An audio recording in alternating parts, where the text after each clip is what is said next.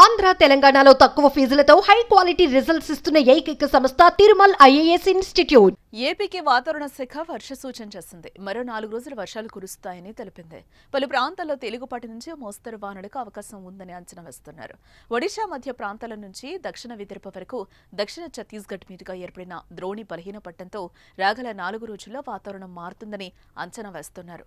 ఉత్తర కోస్తాలో తేలికపాటి నుంచి మోస్తరు వర్షాలు, అలాగే పిడుగులు ఉరుములతో కూడిన వానలు పడే అవకాశం ఉంది.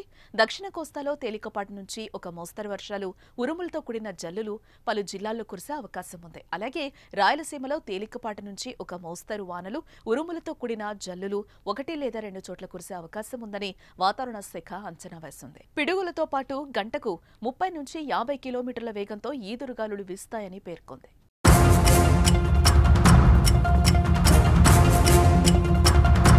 4 రోజుల పాటు వానలు పడే అవకాశం ఉందని చెప్తున్నా ఈ నెలాఖరు వరకు ఆ పరిస్థితి కొనసాగే అవకాశం ఉందని పేర్కొంది. కొద్ది రోజులుగా రాష్ట్రం నిప్పుల కుంపటిని తలపిస్తోంది. రానున్న రోజుల్లో ఉష్ణోగ్రతలు మరింత పెరిగే పరిస్థితులు కనిపిస్తున్నాయి. దీనికి తోడు వడగాలులు, తీవ్ర ఉక్కపోతతో ప్రజలు ఇబ్బందులు ఎదుర్కొంటున్నారు. ఈ క్రమంలో వాతావరణ శాఖ చెప్పిన చల్లని కబురు ప్రజలకు ఉపశమనాన్ని కలిగిస్తోంది. ఇప్పటికే శుక్రవారం నుంచి వడగాలులు తగ్గుముఖం పట్టాయి.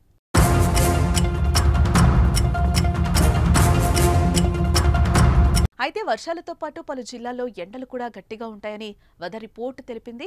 రాబోయే 2 వారాల్లో రాయలసీమలో గరిష్ట ఉష్ణోగ్రతలు సాధారణం కంటే ఎక్కువగా నమోదయ్యే అవకాశం ఉందని ఐఎండీ పేర్కొంది.